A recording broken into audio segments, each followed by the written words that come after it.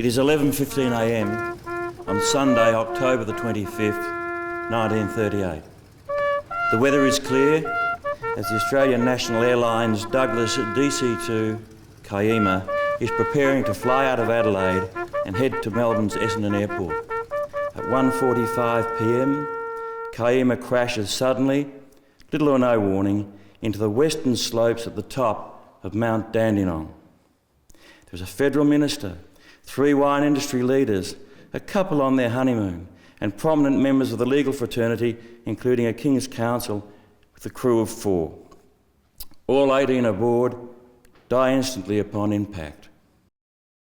While the crash of the Kyeema seems to have slipped into the black hole of history, in its day it was big news, and the fallout was far-reaching.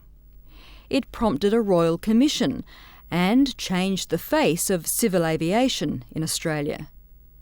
And it was widely believed that the accident robbed the country of a future Prime Minister. I don't think it's stretching it too far. About the only Conservative figure in Australia at that time who could have successfully managed a coalition government and whom John Curtin and his Labor people would have been prepared to work with was Hawker.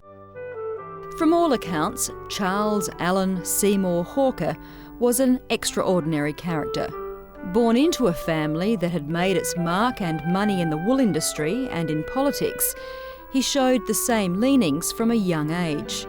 He was sent to the prestigious Geelong Grammar before studying at Cambridge University. Then World War I broke out. Hawker enlisted in the British Army and served on the Western Front, but within months was injured and lost an eye. He convalesced for a time, then, against medical advice, went back to war.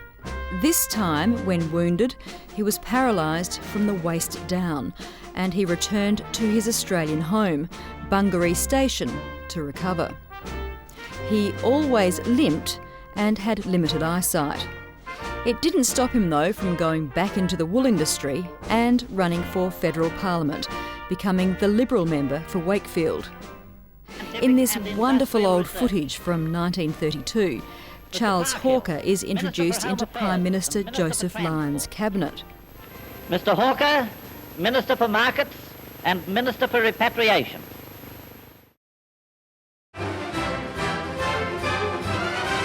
Six years later, C.A.S. Hawker was killed in the plane crash while he was en route to a cabinet meeting in Canberra.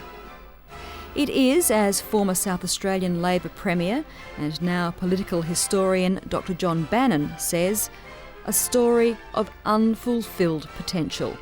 His life was cut short at that critical time. If he'd lived another 10 years, he'd be a household name, I suspect.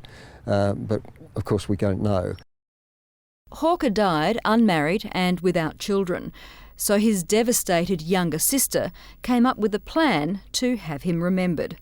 Well, the late Mrs Needham, who was Charles Hawker's sister, decided quite early on after he died that, having no children of her own, she wished to perpetuate his memory in a worthwhile and living manner. And so she set money aside for the trust after she died that would provide for education and give students a chance to get the benefit of a university education, living in a residential college and being able to network and enjoy life as much as her brother had. It is a great pity that, having survived as he had, he was an amazing survivor. He'd survived almost certain death in World War I. He'd survived crippling disability to take an active role in public life, and then to be so cruelly and tragically dead at the point of time when he was just about to come into his own. That's the sad story of Hawker, but his life was a tremendous inspiration. Charles Allen Seymour Hawker, great man, great Australian. Rest in peace.